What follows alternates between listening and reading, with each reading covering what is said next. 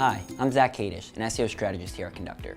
A vital part of ensuring SEO success is making sure that our webpage is optimized properly. Let's walk through a checklist of some of the best practices around SEO and this content process.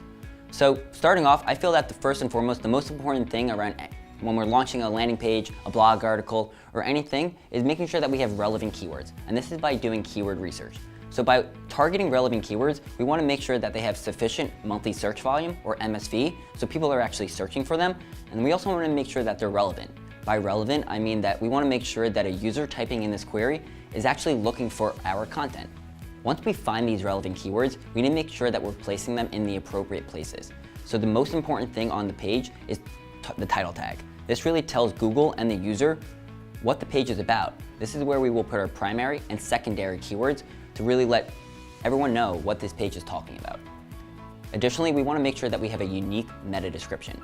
While this isn't necessarily a ranking factor, it's really important for click-through rate and messaging, as it allows us to really control what's going on within the SERP so our user can actually understand what this page is about before they even click on it. Once we actually find our primary and secondary keywords, there will likely be a lot of keywords that are related to this topic, but might not be the best ones to target within the title tag. This is where we can use our header tags. Within the H1 and the H2 tags, we want to make sure that we're building up our content structure by targeting some of these semantically related keywords. It's usually best practice to target your H1 tag and your title tag very similar, however, they don't need to be identical.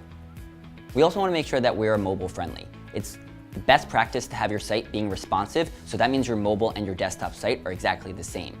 This is important because Google's now rolling out a mobile-first index. So they'll actually take the mobile version of your site, crawl it, index it, and then rank it. And the reason for this is because now that 50% of users are actually searching on a mobile device, they're trying to tailor their experience for this.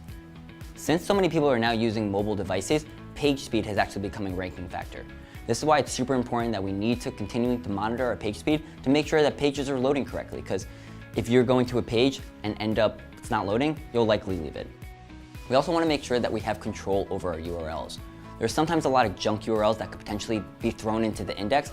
We want to make sure that we're monitoring these and only giving Google our best high quality URLs. Additionally, we need to make sure that these URLs are friendly and have SEO relevant keywords in them. Similar to the title and the H1 tags, we want to make sure that when a user clicks on our site, they understand what they're going towards. Additionally, images are really important to optimize. One way to do this is using alt tags. This is important because now Google can actually understand what this image says.